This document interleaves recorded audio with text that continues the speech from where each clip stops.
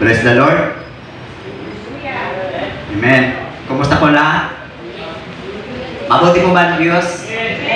Sa lahat ng oras at panahon. Like, Dahil share, ang Diyos po mula subscribe. noon hanggang ngayon ay napakabuti. Amen. Kaya kung bakit tayo ay naririto at patuloy na nabubuhay, dahil yan po ay kalooban ng ating dakilang Diyos na buhay. Amen. So, salamat sa Diyos. Amen. Sa pangalan ni Jesus, sa pamamagitan po ng ating pastora, tayo po ay nabigyan ng pagkakataon. Amen. Upang tayo po ay makapaghayag ng mga mensahe ng Diyos na napakahalaga sa mga taong mananampalataya. Amen. So, sa buhay po natin mga kapatid, dapat po na tayo po ay patuloy na nabubuhay, amen, sa pananampalataya, sapagkat yan po ang pinakamahalaga na dapat na mangyari sa buhay ng tao. Amen. Dahil sa pananampalataya, tayo po ay nagkaroon ng buhay. Tama po. Dahil sa pananampalataya, yung mga taong galing sa dilim, na ibig sabihin, galing sa makasalanang buhay, hinamo ng Diyos. Amen. Dahil mabuti ang Diyos, at tayo pong lahat na naririto ay inilagay sa liwanag. Amen. Amen. Mula sa dilim, tayo po ay nilagay sa liwanag na kung saan ang punong-puno ng pag-ibig ng ating dakilang Diyos na buhay. At sa oras pong ito, hayaan niyo po na ako po ay makapag-share ng ating pong natutunan sa ating pong pagbabasa ng Biblia. Natutunan ko po kung gaano po kahalaga ang pananampalataya. Amen. Ang pananampalataya po, ito po ay naglalagay ng katiyakan. Amen. Naglalagay sa ating buhay na kung saan na katatagan. Amen. At doon po sa sinabi ko nga kanina na tayo po ay pinili, hinirang ng Diyos. Amen. Tinawag tayo para tayo po ay maturuan na makapamuhay ng pananampalataya. Amen po ba? Amen. So, dito po sa ating pong pag-uusapan, kailangan pong mailagay po natin ito sa ating puso't isipan na kung saan ay napakahalaga sa bawat tao, bawat Kristiyano. Amen. Bata, matanda, ay magkaroon dapat ng pananampalataya. Amen. So, ano ang pananampalataya? Number 1. So, ito po ang sinasabi ko dito. Ang pananampalataya, isang ganap, pagtitiwala, at pananalig sa ating dakilang Diyos na buhay. Amen? So, ito po ang kahulugan ng pananampalataya. Amen? Na mayroong kang punong-puno ng katiwalaan o pagtitiwala sa ating Diyos. Amen? Dahil ang Diyos po ay karapat-dapat na pagkatiwalaan. Amen? So kung ang buhay mo, sa buhay natin ngayon bilang Kristiyano, at nalalagay po tayo sa puno ng kapighatian, ng karamdaman, ng pang-uusig, at marami pang iba na ating naririnig na pan-distract sa ating buhay bilang Kristiyano, walang ibang lalapitan at walang ibang pagkakatiwalaan, kundi ang ating nag-isang Diyos na buhay. Amen? Pagsunod sa kalooban ng Diyos.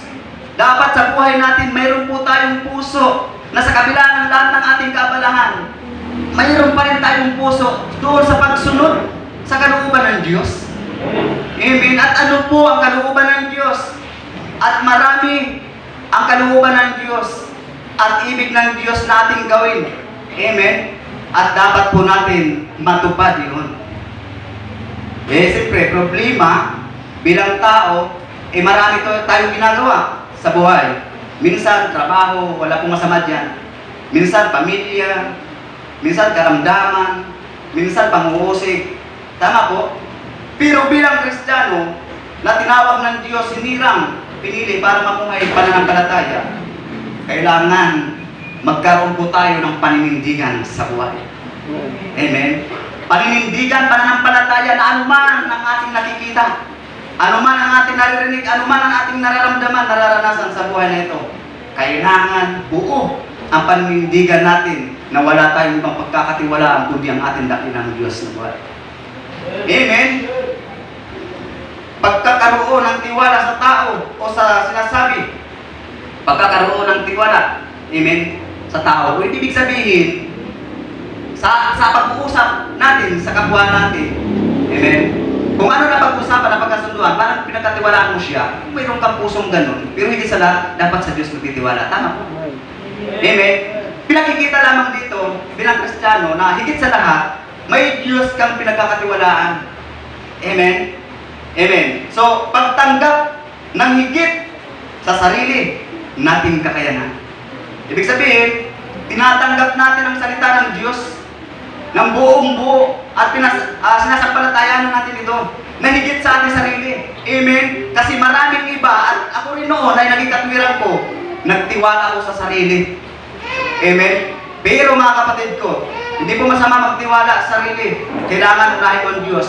Dahil sa pagtiwala ko sa sarili, dahil mga panahon na yun, tiwala ko sa sarili ko, napahamak ako. Amen? Naunawaan niyo po ba ibig sabihin? Dapat hindi po tayo nabubuhay na tayo po may tiwala sa sarili. Sarili na nga ito, bakit hindi pa pagkakatiwalaan? Amen? Wala sa Biblia na magtiwala sa sarili. Tama po? So ang sinasabi sa Biblia na higit sa lahat, ang pagkakatiwalaan mo ay ang Diyos. Pangalawa na lang ang sarili. Tingnan niyo po mga kapatid ko. Nung nagtiwala ko sa sarili, dahil matapang ako noon. Amen? Dahil matapang ako, kahit saan ako pumunta, saan lugar na may sayawan, ang tawag po sa amin doon, baile. Amen? May sayawan ko doon. Matapang ako. Tiwala ko sa sarili. Pumupunta ako doon kahit ako lang mag-isa. May tiwala sa sarili. Amen? Ilang bisis lang ako nagtagumpay, pero nung huli, nabugbog ako. Dahil sa sobrang pagtiwala sa sarili. Nawa mo natin? Nabugbog ko ako ng 6 na tao na malalaki pa kay Kuya Michael. Nasanay magbuhat ng mga bato. Malaki pa po katawan ko nun, baka bataan pa po yun. Ngayon, at bakit nasama ito dito? Gusto ko kasing ipaunawa sa inyo na ang pagtitiwala sa sarili ay minsan kapahamakan din po natin. Amen? Yan ang dapat natin gawin. Dapat ang higit na ating gagawin na pagtitiwala ay sa Diyos. Amen? Amen. Magpatuloy po tayo. So, ang sabi nito, ito ay inihayag sa pamagitan, amen, sa pamagitan ng pagsunod. Tama po? Kailangan, itong ating narinig sa ngayon, at noon pa nang tayo pinagsimula, kailangan ay magkaroon tayo ng pagsunod sa ating Diyos. Makakalaga po yung mga kapatid ko. Amen? Kung paano tayo mga anak na sumusunod sa utos ng magulang para bumili ng suka. Amen? Bumili ng tuyo. Dapat higit sa lahat sa panahon ngayon bilang Kristiyano, tayo po ay magkaroon ng pagsunod sa ating dakilang Diyos na buhay. Amen? Sapagkat napakahalaga sa ating bilang Kristiyano ang pagsunod sa ating Diyos. Tama po mga kapatid? At ang sabi nito, paggawa bilang tugon sa pakikinig ng salita ng Diyos at sa kanyang tinig. So, ibig sabihin, dahil tayo po ay nakikinig sa salita ng Diyos, tayo po ay susunod. Amen? Tutugon. Na ibig sabihin, kung ano ang gusto ng Diyos, pag sinabi ng Diyos, magbasa ka ng Biblia, dahil yan po ang panawagan ng Diyos sa mga Kristiyano, magbasa ka ng Biblia. Tama po? So, dahil ang sabi dito ay pagsunod, amen, pagtugon sa tinig ng salita ng Diyos, gagawin mo yun, bata matanda. Magbasa ng Biblia. Amen? Doon po magsisimula, magkakaroon po tayo ng pananampalataya sa ating dakilang Diyos na buhay.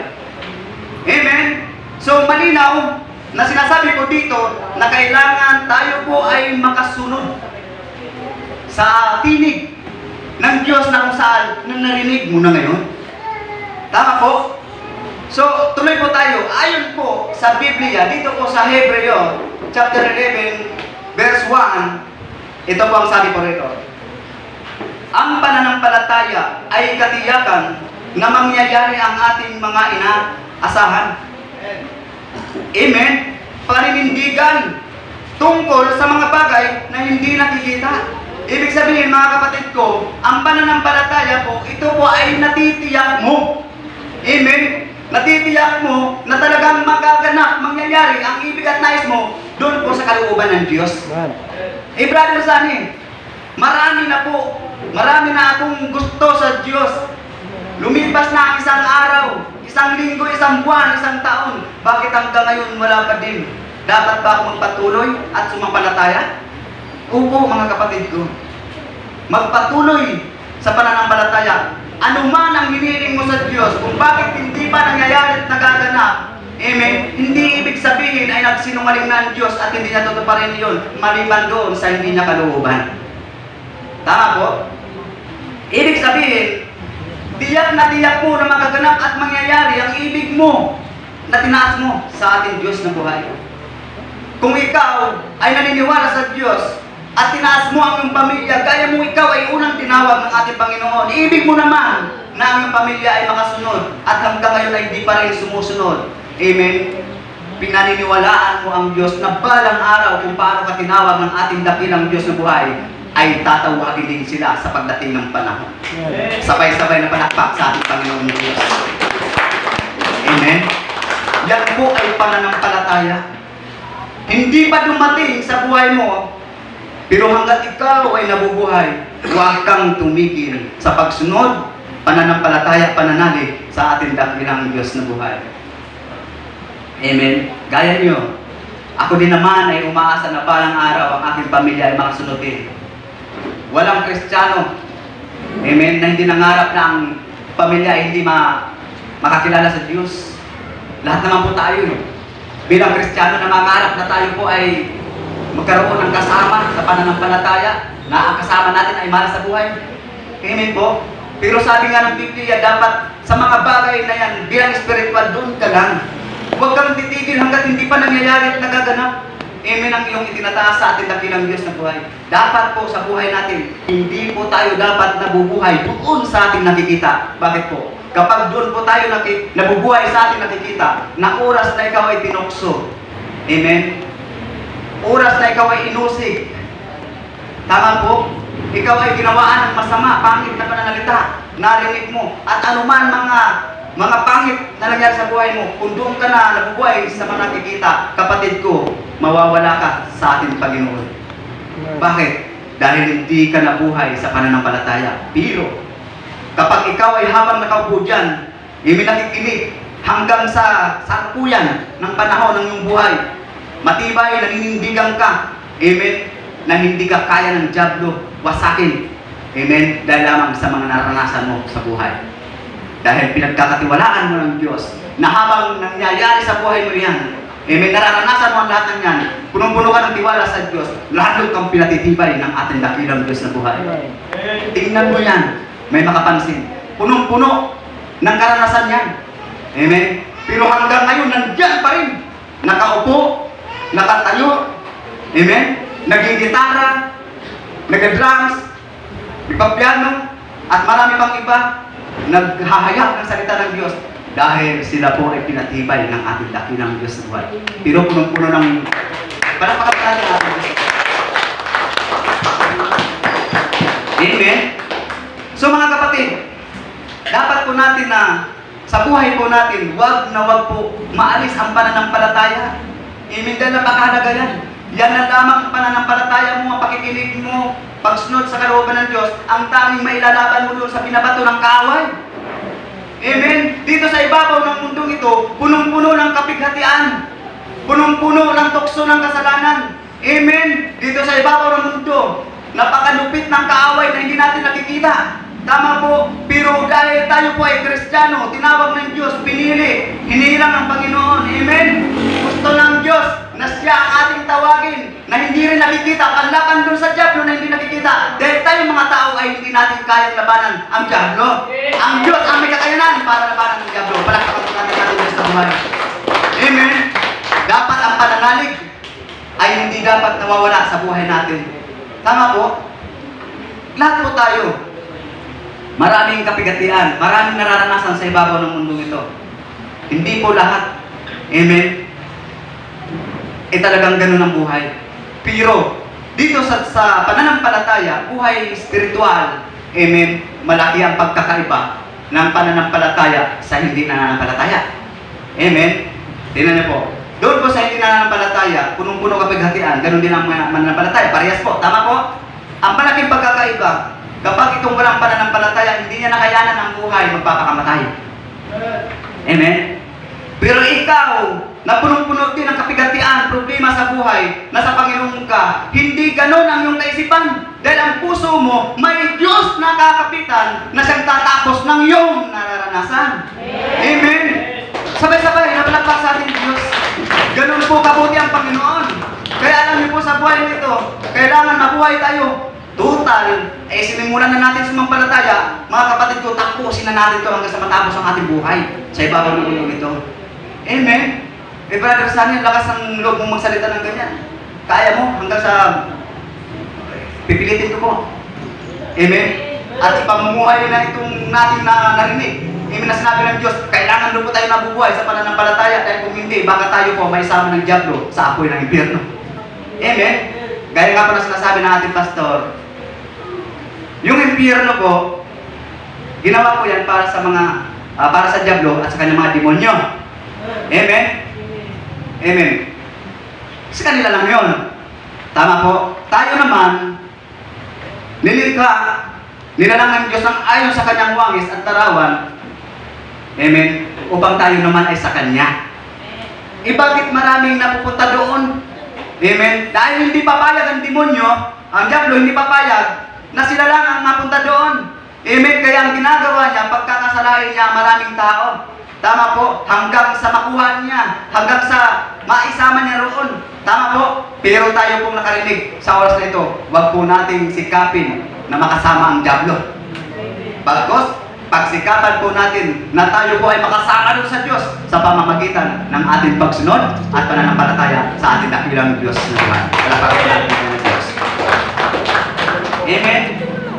Ang sabi po dito po sa verse 6, bababa lang po ako. Ang sabi po dito, hindi maaaring kalugdan ng Diyos ang walang pananampalataya sa Kanya. Sapagkat ang sinumang lumalapit sa Diyos ay dapat sumampalatayang may Diyos at siya ang nagbibigay ng gantimpala sa mga humahanap sa Kanya. Amen. So malinaw po ang sinasabi po ni Apostol Pablo, kapag ikaw ay lumapit na sa Diyos, amen, una ay naninindigan ka, gampanan mo na po yun. Tama po? Ibig sabihin, ipagpatuloy mo na yun. Dahil ang sabi dito, kapag nagbago ka ng pananampalataya, kumbaga, sasamba ka ngayon tapos bukas hindi na, ibig sabihin, nagbago ka ng pananampalataya, amen, sabi dito, hindi maaaring kalugdan ng Diyos ang taong walang pananampalataya. Amen? Ibig sabihin, kung hindi kalugdan ng Diyos ang buhay natin dahil umalis tayo sa pananampalataya, huwag po nating asahan na tayo po ay makasama sa piling ng Diyos.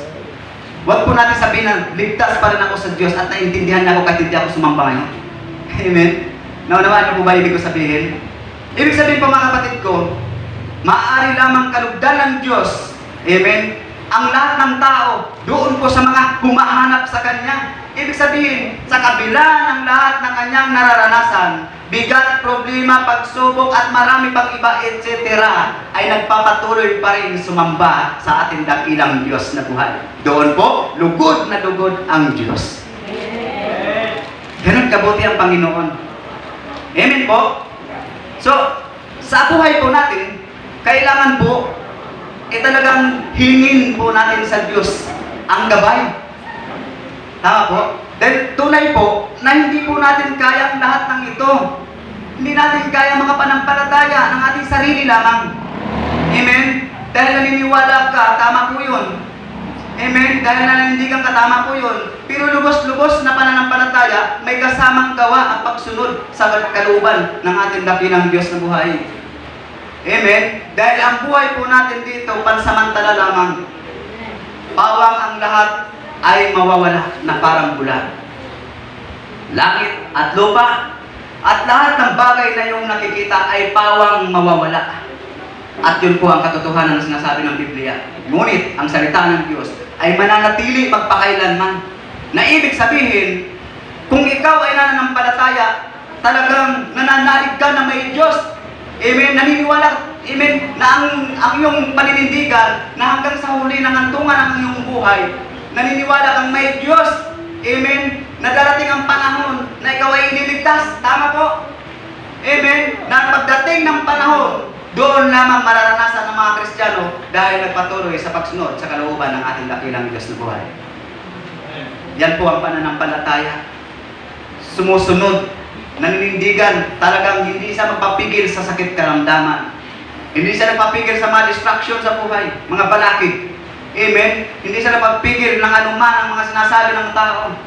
Bagkos, sa kanyang narinig, na pan-distract sa kanyang buhay upang siya mawalay sa ating Diyos, ay lalo pang naninindigan at matindi ang pag-aalab na pagmamahal sa Diyos at pagsunod. Dapat ganun po mga Kristiyano. Amen? Bilang Kristiyano, hindi po issue dito kung mayaman ka o mahirap. Maganda ka, pugi ka. Amen? May pinag-aralan ka, tapos ka. College level ka, valedictorian pa. Hindi po umalaga yan, pero kung mayroon ka niyan, tapos sumusunod ka pa sa Diyos, bonus ng Diyos yun, maganda po yan. Amen? Pero sa ibabaw ng mundong ito, tiyakin po natin ang ating pagsunod, amen, ay hindi mawawala. Amen, sa pamamagitan ng mga naririnig natin na hindi natin gusto. Tama po? Dahil tandaan niyo po mga kapatid ko, sa araw-araw na buhay nito, talagang maririnig mo yung mga tinig na hindi mo gusto. Mangyari at magaganap yan, kapatid ko, maghanda po tayo. Maghanda sa pamamagitan po ng pagbasa ng Biblia, pananalangin, tama po, at pagsunod sa kalooban ng Diyos. May mga gawain ng Panginoon, gaya ng Huwebes, may hermeneutics, prayer and fasting ng Sabado. At bukod dyan, may church fasting po every day. Then, may Bible study sa mga available, pwede po kayo sumama. Amen? Para mabigyan natin ng kaduguran ang ating nag-iisang Diyos na mabuti na gumawa ng langit at lupa, maging ang buhay ko. Amen? Brother Sunny, iba kasi ang takbo ng mundo eh. Sasamba ka na lang eh. Sasabihin pa sa'yo, mayroong deliver, mayroong gagawin. Di ba? Mayroong ganun eh. Amen? Di ba? Yan lang, mundo yan eh. Pero ang mahalaga doon, puso. Ang puso mo, na walang ibang ibig at nais, ay ang makasunod sa ating Diyos. Amen? Kayo na nag-uusap ng Diyos. Amen? Amen po? So, malinaw po na sinasabi ni Apostol Pablo na hindi maaaring kalugdan ng Diyos, amen, ang mga tao na hindi sumasampalataya sa Kanya. Amen? Sapagkat ang dapat na humahanap sa Kanya ay naniniwala at nananampalataya na may Diyos na pagdating ng panahon na Siya ang Diyos na nagbibigay ng gantimpala sa mga humahanap sa Kanya. Amen? Ganon kabuti ang Diyos.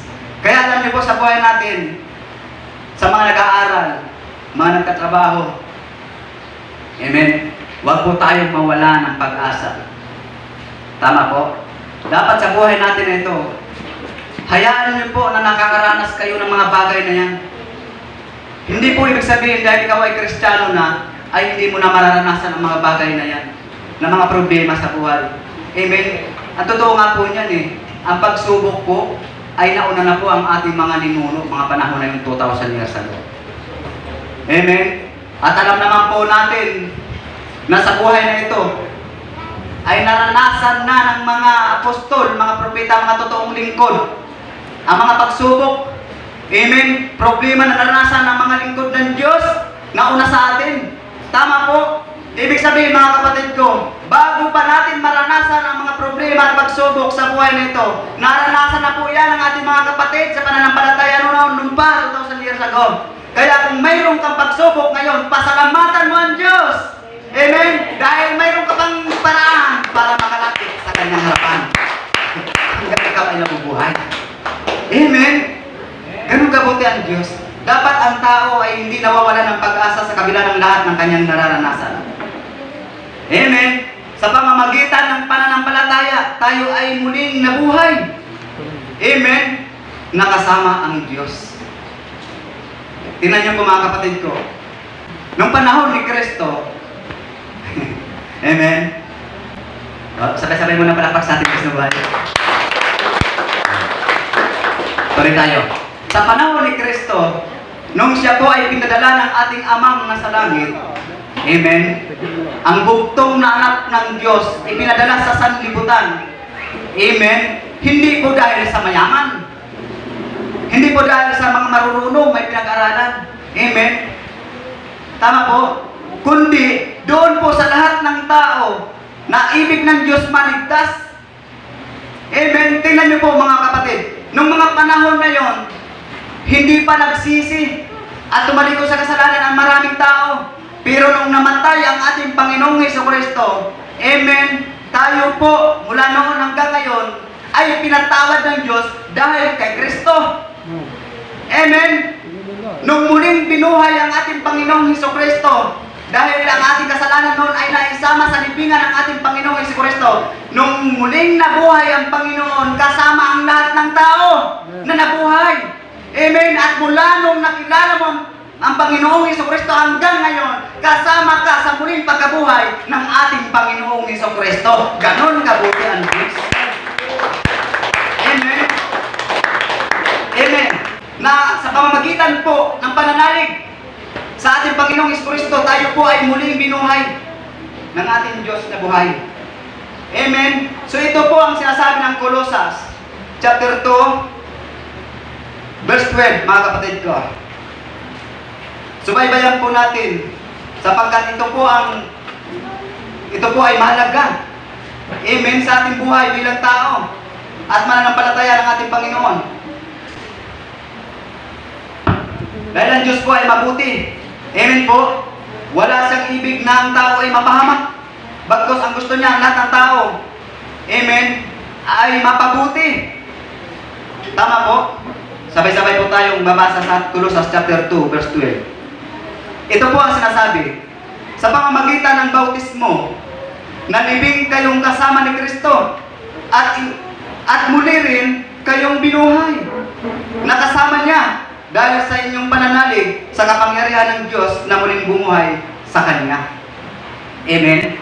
So ibig sabihin mga kapatid ko, mula nung tayo ay nanalig sa ating Panginoong Jesucristo, nabautismuhan po tayo ng pagkalibing ng ating Panginoon. Amen. At tayo po ay muling binuhay kasama ni Kristo. Amen. Dahil tayo po ay nagkaroon ng pananalig at pananampalataya sa ating Panginoon. Amen. Kaya kung bakit tayo po ngayon ay nabuhay kasama ni Kristo. Naunawahan po natin. Ibig sabihin, hindi ka ba natutuwa na mula noong tinanggap po ang Panginoon ay nabuhay ka at muling nagkaroon ng pag-asa? Amen. Na tayo po ay makapiling ng ating Diyos bandang huli. Amen. Dahil ganun kabuti ang Panginoon. Mga kapatid ko, habang tayo ay nananalig, naniniwala tayo sa ating Panginoon, bahalang araw na ang lahat ng ating itinaas sa Kanya, amen, lahat ng ating nilapit sa Kanya, sa ating pong sakripisyo, sa ating papupurihan, amen, matutulog ka lang dahil pagod ka sa trabaho. Tama po? Kuya-kuya-kuya ka na lang dahil marami kang ginawang bagay sa ibabaw ng mundong ito. Tama po? Pero bakit nandyan ka? Nagsakripisyo ka? Amen? Purihin ng Diyos sa buhay ni Bradley ito. So, kung sino man daw magbigay ng isang malamig na basong tubig, sa lingkod ng Diyos, alipin ng Diyos, pagpapalain ng Panginoon. Amen po?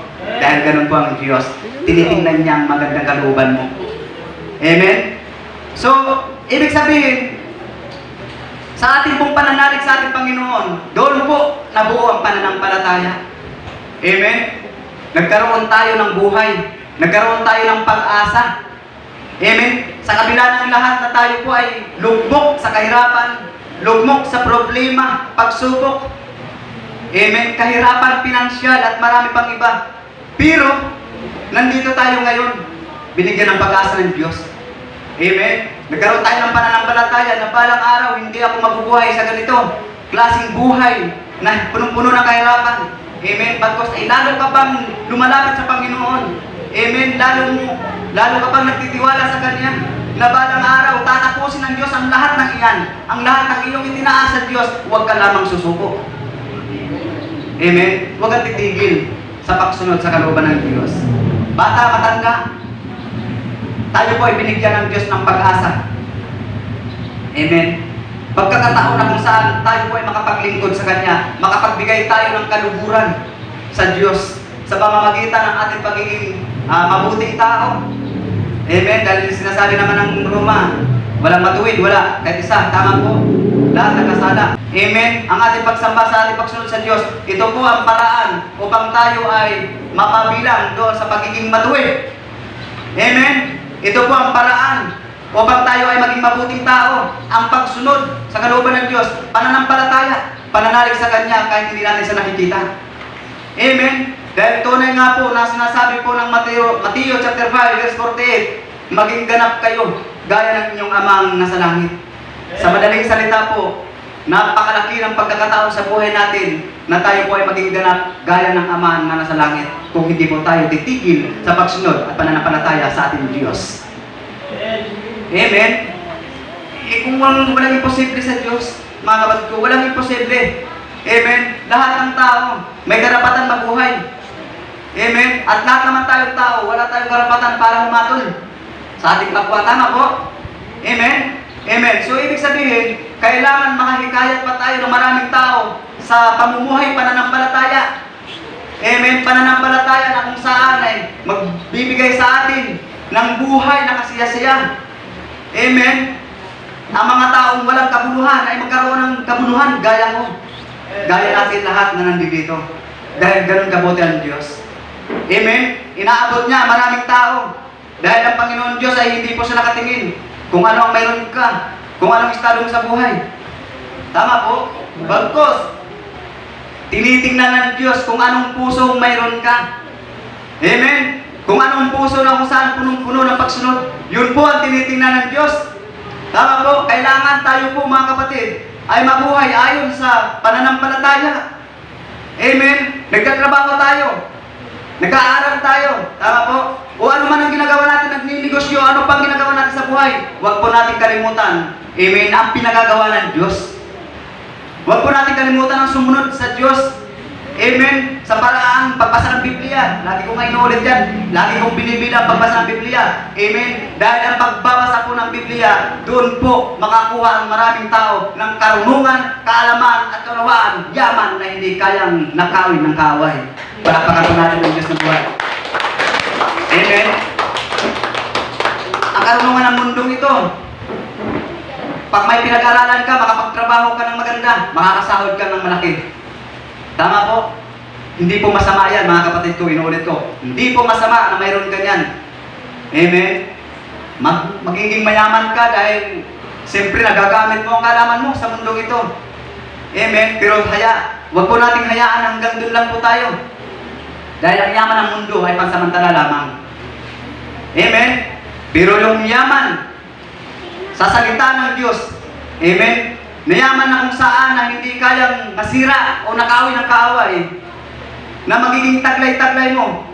Amen? At mayroon ka pang kaalaman sa mundong ito. Bonus ng Diyos yun. Amen? At mayroon kang pagmamahal sa Diyos at pananampalataya, yaman na nagmumula sa Kanya na hindi kayang sirain ng kalawang. Amen? Ay madadala mo kung saan ka patungo, nadadala ng Diyos. Amen? Makakasama mo ang kayamanan ito na hindi masira. Amen? Walang iba kundi ang ating Diyos. Makakasama mo pagdating ng panahon dahil ikaw ay nanalig at nananampalataya sa Kanya. Tama po mga kapatid ko. Kaya dapat ang tao nabubuhay sa pananampalataya, hindi nabubuhay sa pananampalataya sa pera. Amen? Hindi dapat nabubuhay sa pananampalataya sa pananalig sa tao. Tama po? Mga kapatid ko, inulit ko, ang paglapit sa tao, amen, at sa kayamanan, ay hindi po masama. Tama po? Dahil sila po, ang mga tao po, ginagamit ng Diyos yan instrumento para sa ating mga Kristiyano. Amen? Ang pira ay ginagamit ng Diyos sa buhay natin, pangangailangan araw-araw. Tama po? Kaya walang masama. Anong masama? Kung sila, ang tao at ang kayamanan ay sinamba mo at hindi na ang Diyos, yun po ang masama. Naintindihan po natin? Amen? Sa madaling sabi, kapag sa yaman ka ng mundong ito natiwala, mapapahamak ka, kapatid. Pero kung sa Diyos ka nagtiwala, naniniwala ka sa Kanya hanggang sa matapos ng buhay natin sa ibabaw ng mundo ito, tunay nga na mas mayaman ka sa mayaman sa ibabaw ng mundo ito. Sabay-sabay na malakot sa ating buhay. Amen. So, sa pamamagitan ng pananalig o pagiging matatag sa pananampalataya, ating napaglalabanan ang dyablo. Tama po? Siyempre, nanalig ka na eh. Naniwala ka na sa Diyos eh. Kaya kung ano ang pakanan ng dyablo, nananalig ka, matibay ka, matatag ka. Maraming iba dyan. Amen. Dito sa Jesus My Life, marami. Amen. Na ginawa ng masama ng dyablo. Pero hanggang ngayon, nandiyan sila. Tingnan mo, nakaupo. Katabi mo pa nga eh. Tingnan mo, titigan mo, at sabihin mo, pinatatag ka ng Diyos, purihin ng Diyos. Amen. Naniniwala po ba kayo doon? Totoo po yun, mga kapatid ko. Hindi po yun haka-haka. Amen. At hindi lang yan katang-isip ng tao. Kundi, yan po ay katunayan dahil sa pananalig mo sa Diyos na paglalabanan mo ang pakanan ng dyablo. Amen. Kaya nga dapat ang tao habang siya po ay nakakaranas ng kapigarian, amen, problema, nagpupuri sa Diyos. Naalala niyo yung sinabi ni Job? Amen. Ikaw, kanyan, sabi ni Job, ikaw ang nagbigay sa akin, di ba, ng buhay, ikaw rin mag-aalis dito. Amen. Sa kabila ng lahat ng kanyang naranasan, sabi niya, purihin ang Diyos. Pinuri pa ang Diyos. Tama po, naranasan niya. Amen. Namatay ang kanyang mga anak. Namatay ang mga kabakahan, mga tupa, ang kanyang kayamanan, naubos. Tagtad pa sa ng sakit. Nagkitong rin wala ng kagalingan. Pero anong sabi niya? Amen. Purihin ang Diyos. Amen. Nakakita sa kanya. Pati yung asawa niya. Ganyan na nga nangyari sa kanya. Nagpupuri pa rin sa Diyos.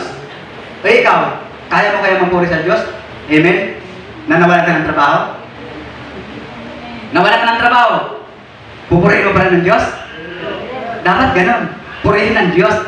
Amen. Bakit? Kasi dapat na purihin ng Diyos dahil hindi habang panahon wala kang trabaho. Amen. So ibig sabihin, habang lumalakad ka sa kalooban ng Diyos, darating ang panahon na ibigay ng Diyos yung para sa iyo. At mararanasan mo yun, huwag ka lang tumigil sa pagtrabaho. Kanino? Sa ating dakilang Diyos na buhay. Palapakan po natin ang Diyos na buhay. Amen. So, mga kapatid ko, malinaw ang sinasabi po rito ni Apostol Pedro. Dito po sa unang Pedro chapter 5, verse 7. Sabayan niyo po ako sa may mga Biblia.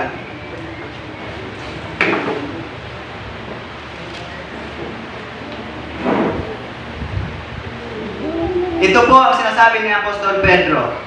Chapter 1, verse 5, verse 7. Hanggang 9 po ito. Sabi po rito, ipagkatiwala ninyo sa Kanya ang inyong mga alalahanin sa buhay. Sapagkat siya ay nagmamalasakit sa iyo. Amen. Ayan, malinaw po ang sinasabi ni Apostol Pedro dito. Ano po ba ang alalahanin natin sa buhay? Marami. Amen. Tama po. Pinansyal. Gastusin ng mga anak, pag-aaral, pamangailangan araw-araw, tama po, bayarin ng kuryente, tubig. Amen? Sakit karamdaman, mga alalahanin sa buhay. Amen? Kawalan ng kapag-asa. Ang sabi ni Apostol Pedro, ipagkatiwala ninyo sa Kanya, sa Diyos, ang inyong alalahanin sa purihin ng Diyos.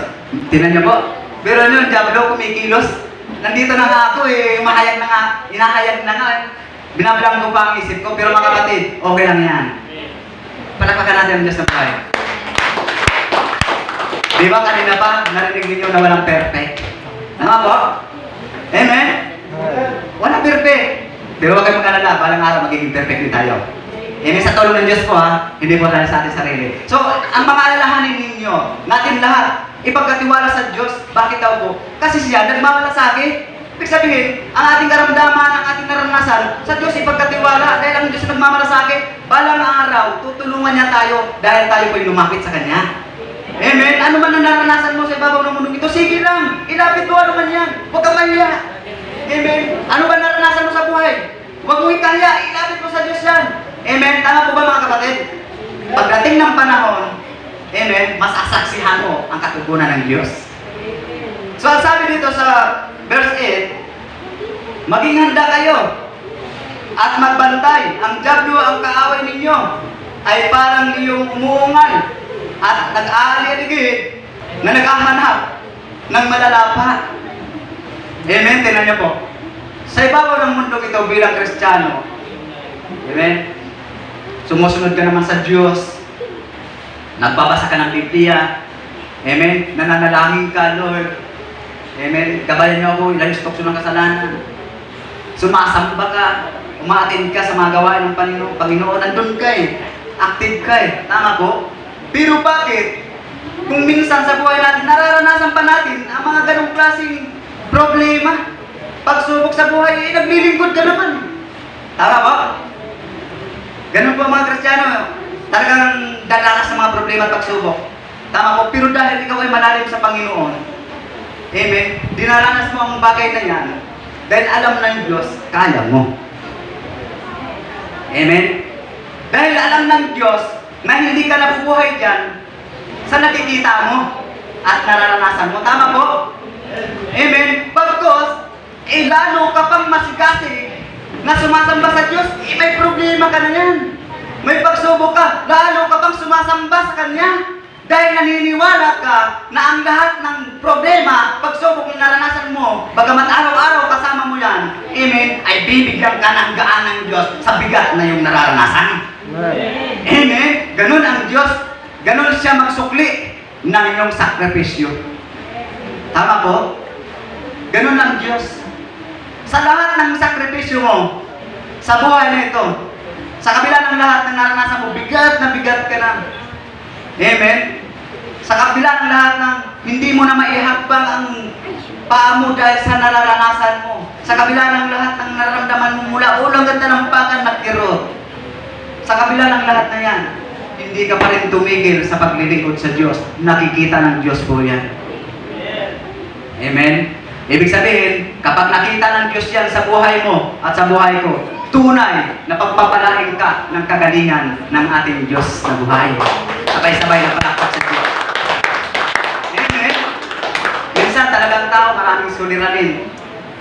Amen? Talagang sa panahon na ito, talagang dumaranas ka ng mga problema at pagsubok. Amen? Pero sa kabila ng lahat, pinagkakatiwala mo pa rin sa Diyos. Amen? Parang ikaw ay tinatakluban ng langit at lupa. Pag tinakluban ka ng langit at lupa, pit-pit ka. Amen? Pakiramdam mo, lubog na lubog ka, pit-pit ka talaga, baon na baon ka sa lupa eh. Dahil sa bigat na naranasan mo. Amen? Pero sa kabila ng lahat, nakangiti ka pa rin. Amen? Nakangiti ka pa rin, naglalakad ka pa rin at nagsasabi kang, sa panahong mayroon kang soliranin, wala sa'yong pumapansin. Amen? Malapit pa natin ang buhay. Amen? Ngunit mayroong isang nakatingin. Amen? Sino yun? Si Jesus po yun. Amen? Siya ay si Jesus, nasa'yo'y nagmamahal. Soliranin mo'y kanyang lulunasan, manalig ka lamang. Amen? Yan ang dapat natin gawin kapag tayo po'y may suliranin. Tawagin ang Diyos at manalig ka lamang.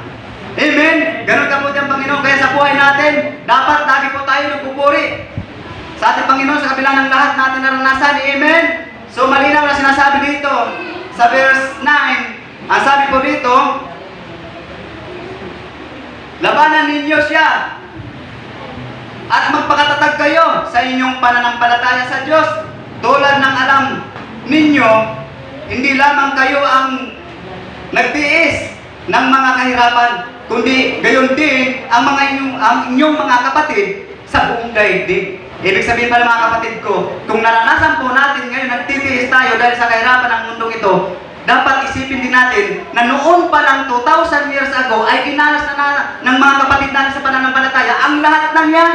So ibig sabihin, kung sila ay nagtagumpay at pinatagumpay ng Diyos, isipin mo, manampalataya ka, pagtatagumpayin ka rin ng Diyos. May tao po ba dyan? Sabay-sabay na palakpak sa ating Diyos na buhay. Nadyang nagbigay sa atin ng pag-asa, kaya nga magpakatatag sa atin pong naranasan sa buhay. Amen? Minsan, ngayon, payapa po tayo. Amen? Baka paglabas natin, Hindi ko hinihiling yun. Amen? Baka doon may gagamitin ng diablo para yung nakangiti mong mga labi sa paglabas mo ng simbahan, tawag nito, pasisimamuti ng diablo yan. Ha? Pangingiwiin ng diablo yan sa pamamagitan ng mga sakit na salita na yung maririnig. Tama po? Kaya ano sabi nito? Magbantay kayo. Amen? Dahil ang diablo ay hindi tumitigil. Masipag siya, masikap. Amen? So, kailangan ang mga anak ng Diyos ay higit na mas masikap. Kung masikap ang diablo, mas masikap tayo sa kalooban ng Diyos na siyang susugpo sa kasamaan ng demonyo. Amen? Salamat po natin sa ating buhay. Sa pamamagitan ng pananalig, amen, matatag sa pananampalataya, ating napaglabanan ng diablo. Tama po? Amen? So, sinasabi ko rito, tayo ay tinawag na mamuhay sa pananampalataya at hindi sa mga nakikita. Tama po? Uy, nauna na yan kanina. Na tayo po ay tinawag ng Diyos upang daw po tayo ay mamuhay sa pananampalataya at hindi po doon sa nakikita. Amen? Tingnan po. Iba po yung namumuhay ka sa pananampalataya kaysa doon sa nabubuhay ka sa nakikita. Unawain po natin. Amen? Kung ikaw ay nabubuhay bilang mananampalataya doon sa pananampalataya mo sa Diyos, ano man ang maranasan mo sa buhay na ito, bigat, at lahat po tayo ay nakaranas na po niyan. Problema ng pagsubok, lagi-lagi ko pong sinasabi. Maranasan mo ang lahat, ikaw na ang pinakabigo sa mundong ito, tingin ng iba. Amen? Pero hindi ka bigo sa Diyos. Amen? Ikaw na. Sa'yo na ang lahat ng problema na naranasan sa mundong ito. Tama po? Pero hindi ka nabubuhay doon, kundi lalo ka pang masigasig. Amen? Na naniniwala na ng palataya at sumusunod sa ating Diyos na buhay. Dahil ikaw ay punong-puno ng katatagan, pananalig sa Diyos. Yan po ang pananampalataya sa buhay. Amen? Dahil sa buhay na ito, kung doon po nga tayo nakatingin sa ating nakikita, tunay po na tayo po ay matatalo. Amen? Naniniwala po kayo doon? Na kapag tayo po ay may problema, tinitingnan natin, tayo agad-agad kukulo ang ating dugo. Amen? Sa ating narinig na pangit. Tama po, kapag tayo po ay doon nakatingin sa ating nakikita, manunumbag tayo. Amen? Talagang gaganti ka rin ng sakit na salita na hindi gusto ng Diyos. Amen? Talo tayo. Naunawaan po natin mga kapatid.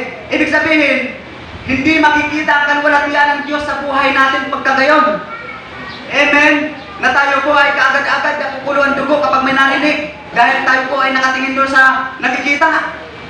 Tama po, dapat tayo po mga Kristiyano, doon lang po tayo mamuhay ayon sa pananampalataya sa Diyos upang nang sa gayon, anuman ang ating maranasan sa ibabaw ng mundong ito, hindi po tayo matatalo ng diablo. Bagkos ay lalo pa tayo magpapakabait sa ating Diyos na buhay. Tama po mga kapatid? Kaya sa buhay nito, mga kapatid ko, huwag po tayong mawala ng pag-asa. Sa buhay na ito, anuman ang ating daranasin, nag-aaral ka man sa kabila ng lahat ng iyong pag-aaral, ginagawa mo ang lahat. Amen. Pero minsan may mga iba na hindi nakapagtagumpay. Amen. Pero ikaw na nandyan at patuloy na nag-aaral, nakikinig sa salita ng Diyos. Amen. Naniniwala na nampalataya ka sa Diyos, nagtagumpay ka ng Diyos, lalo mo pang purihin ang ating dakilang Diyos sa buhay. Hindi lang po sa mga nag-aaral, ganun din po sa mga nagtatrabaho. Amen. Mga mananampalataya ng Diyos. Amen? Habang tayo po ay nabubuhay sa ibabaw ng mundo ito, huwag po tayong tumigil sa pagsunod sa kalooban ng Diyos. Amen? Dahil sa ating mga gagawin, sa ating sakripisyo, amen, ay hindi po mawawala ng kabuluhan yan.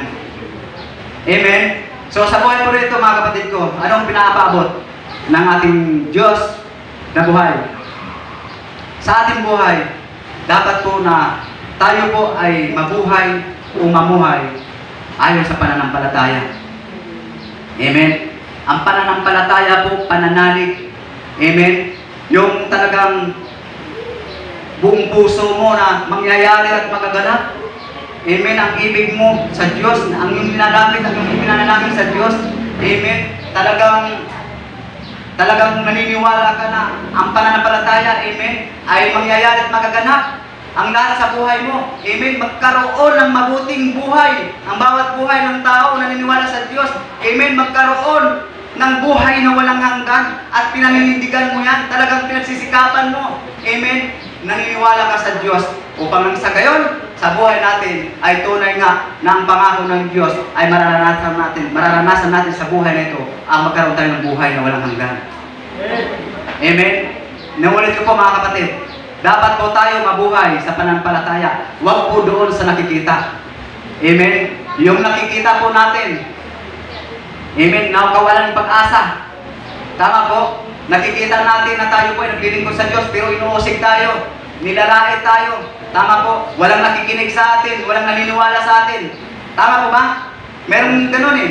Pinangaralan mong mabuti, pinakikita mo naman na sumusunod ka sa Diyos pero hindi nila nakikita yon. Amen? So, sa kabila ng lahat na yung nararanasan, huwag mong tingnan yan. Dahil ang tingnan mo, amen, dapat nasa palatayanan mo, ang Diyos natatapos dyan sa bigat na naranasan mo. Sabay-sabay na pinakpak sa ating Diyos ng Tuhan. At muli, mga kapatid ko, pinatatag na po tayo ng ating Diyos na buhay. Kung ano man ang maranasan mo, amen, ilapit sa Diyos at manampalataya ka na may Diyos, amen, na magbibigay ng gantimpala na hinahanap mo siya. Amen? Gantimpala, kapayapaan, amen, kagaanan, katugunan, amen, hindi lang po yaman ang mundo ito, bagos buhay na walang hanggan. Gantimpala. Amen? Kapag narinig mo ang gantimpala, huwag mong isipin na pira. Amen? Yaman ng mundo. Hindi po masama yan. Pero ang gantimpala, pwede rin niyang gantimpala dahil naglilingkod ka sa Panginoon. Pero ang gantimpala, na ibig ng Diyos na makamtan mo, buhay na walang hanggan. Amen? Palakpakan natin ang Diyos ng buhay. Lahat po tayo ay